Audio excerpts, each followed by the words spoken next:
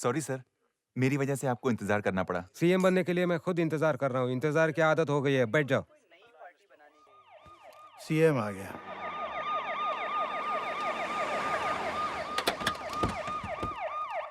लगता है इस बार भी सीएम यही बनेगा। नहीं बनना चाहिए। जिस पॉलिटिशियन के पास पावर नहीं होता वो एक बंदर की तरह होता है, समझे? हर कोई उसे नचाते रहता है। हाँ। कोई वैल्यू नहीं होती। यहाँ तक कि तुम्हारे जैसे लोग भी चांस मारते ऐसी हैं। बात नहीं है सर। एक उदाहरण दे रहा हूँ। इस बार हमें कुछ करना ही पड़ेगा, वरना कहीं के नहीं रहेंगे हम। प्रेस वाले तो ऐसे ही भूल चुके हैं हमें। जनता भूल गई तो बहुत मुश्किल हो जाएगी। फिक्र मत कीजिए सर, एक वोट का 1,000 रुपए देंगे और साथ में एक बोतल। आजकल पब्लिक होश में वोट नहीं देती तो दारू पी के कहाँ से आएगी? ये तो और भी अच्छा होगा, हम खुद ही बोगस वोट डाल देंगे। अगर हम अपोजिशन वाले बोगस वोट डाल सकते हैं तो सोचो वो क्या करेगा, जिसके पास सरकार की ताकत है। बोलो तो उड़ा दें साले को। जनता सहानुभूति में उसकी पत्नी को सीएम की कुर्सी पर बिठा देगी। तो अब क्या करें? मुझे मार दो। अगर एक लड़का 10वीं की परीक्षा में फेल होकर घर आता है तो घर पर हर कोई उसे डांटता है। रिजल्ट के बाद अगर वो खुदकुशी की कोशिश करता है तो लोग उसे बचाकर घर वापस ले आते हैं और वही घर वाले उसे प्यार से समझाते हैं। पहले केस में घर वाले उस पर फेल होने की वजह से नाराज होंगे और दूसरे केस में उसे मिलेगी सहानुभूति। मुझे भी वही चाहिए, सहानुभूति। मेरी जान लेने की कोशिश की जाएगी लेकिन मैं बच जाऊंगा। फारूक, हमारी पार्टी का प्रचार 10 तारीख को शुरू होने वाला है। मुझ पर जानलेवा हमला भी उसी दिन होना चाहिए। फिर मैं एक हॉस्पिटल में एडमिट हो जाऊंगा। सारे टीवी चैनल सी न्यूज कवर करेंगे।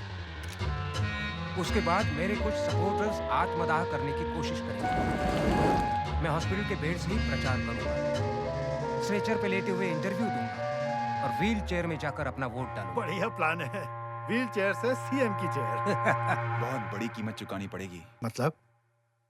ऐसा कोई किलर चाहिए जिसकी आंखें चील जैसी हो, जिसकी फुर्ती चीते जैसी हो।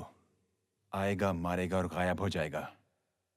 ऐसे किलर के लिए करोड़ों लगेंगे। पैसे की फिक्र मत करो, कोई प्रोफेशनल किलर ढूंढो। ढूंढने की जरूरत नहीं है सर, है हमारी नजर में। हाँ सर, अपना शहर तरक्की कर रहा है, पैसे फेंको सब मिलता है। तो देर किस बात की है?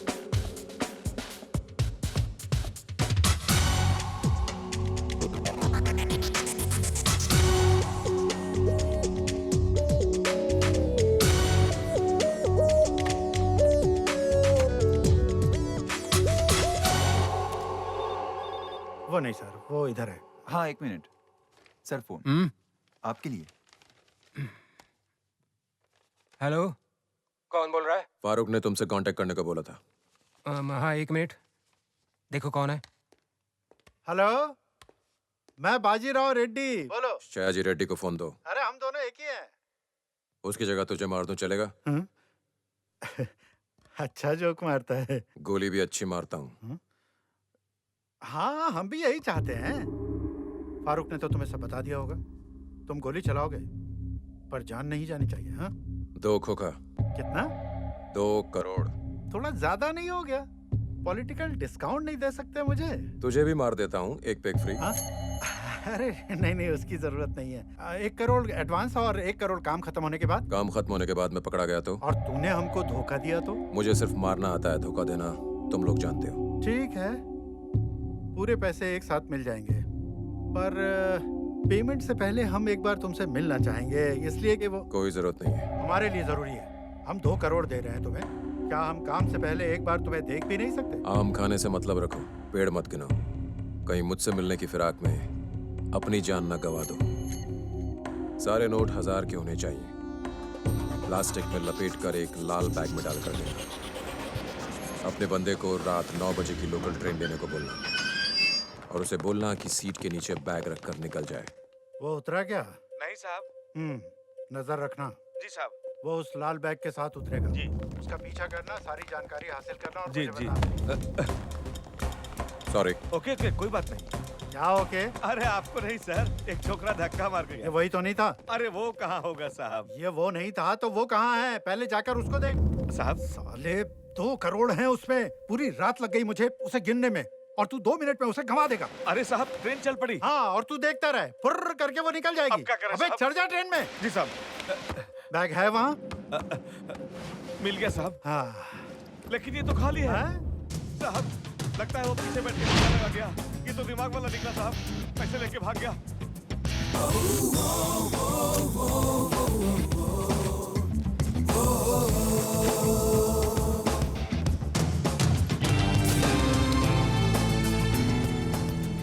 तू बैठ के पेपर पढ़ रहा था ना? न्यूज में आ गया क्या साहब? तू बैठ के अखबार पढ़ रहा था और वो पैसे लेकर निकल गया।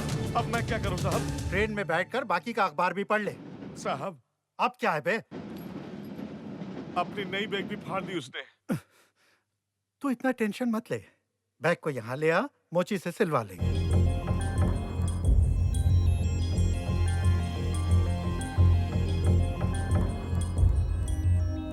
मैं उस बिल्डिंग के 9th फ्लोर पर रहूंगा। किसी अनजान आदमी से कार रेंट पे लेना, एक नई ट्रैवल एजेंसी ढूंढना। लाइसेंस चाहिए मुझे, एडवांस 10,000 लगेगा।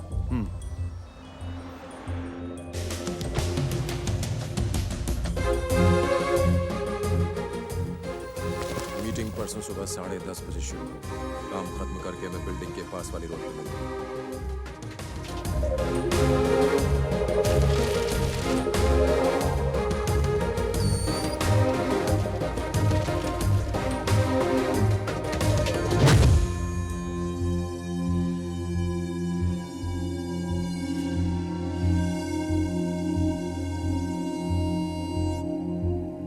यहाँ पर उपस्थित सभी भाइयों, सभी बहनों, पार्टी के समस्त लोग, स्थानीय नेतागण, जिला स्तर के नेतागण, समस्त मंत्रीगण, मीडिया के बंधुगण और पुलिस प्रशासन, आप सबका बहुत बहुत धन्यवाद। हम अच्छी तरह जानते हैं कि यह सरकार कितनी निकम्मी है और इसने अपना एक भी वादा पूरा नहीं किया। कर्ज उन लोगों ने लिया, चुकाना आपको पड़ रहा है। उनकी जेबें भर रही हैं, आपकी जेबें खाली हो रही हैं।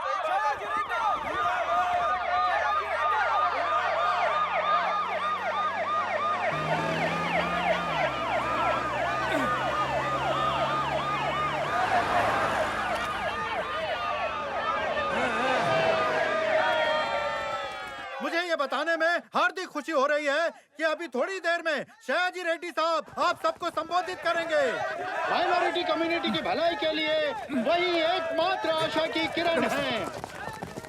आप सबके इंतजार की घड़ियां बस खत्म हुई। सयाजी साहब आ चुके हैं, उनका भरपूर तालियों से स्वागत कीजिए।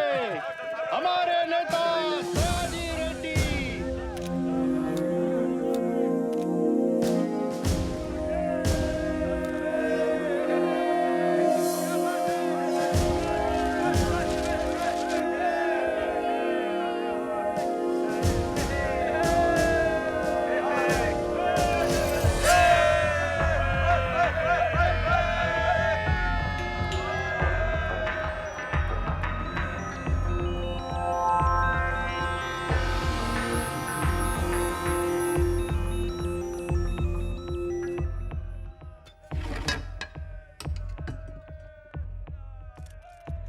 आप लोगों के लिए मेरे पिताजी की क्या अहमियत है? क्या कहा? और जोर से असेंबली तक सुनाना चाहिए। हाँ, वही आपके सीएम बनेंगे।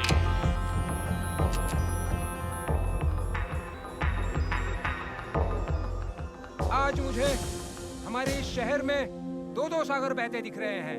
एक जो हमारे शहर के किनारे बहता है और दूसरा यहाँ ये जनसागर। आपकी एक सीटी पर हीरो पैदा होता है और आपके एक वोट से लीडर पैदा होता है। आपके सपोर्ट हो तो वो मंत्री और ना हो तो कचरे का ढेर। आपके आशीर्वाद से नेता जिंदा रहते हैं। अगर वो नकारा साबित हुआ तो आप उसे खाक में मिला देते। बस आप लोग ही मेरी असली ताकत हैं। अगर आप मेरा साथ देंगे तो इस शहर का चेहरा बदल डालूंगा। इस शहर में रौनक ले आऊंगा। हर एक को नौकरी मिलेगी, कोई भूखा नहीं रहेगा। याद रखिए, अब हम नहीं रुकेंगे। इस शहर को बदल के रहेंगे। कोई चाहे कितनी भी कोशिश करे, अब हमारी जीत पक्की है।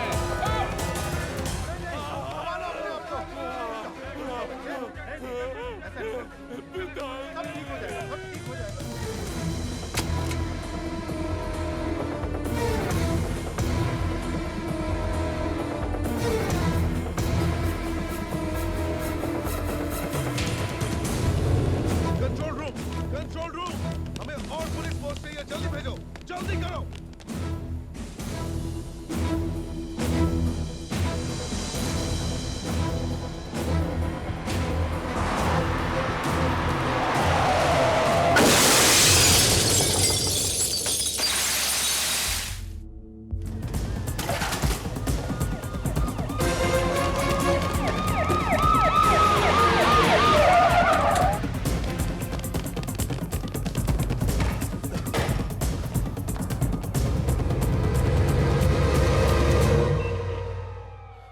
वो मिल गया।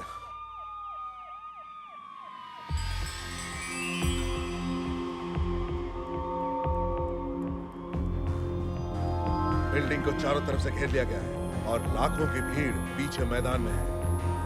इसलिए अब तुम्हारे पास दो ही ऑप्शंस हैं, या तो सरेंडर कर दो या कूद कर अपनी जान दे दो। क्या सोच रहे हो? हाँ?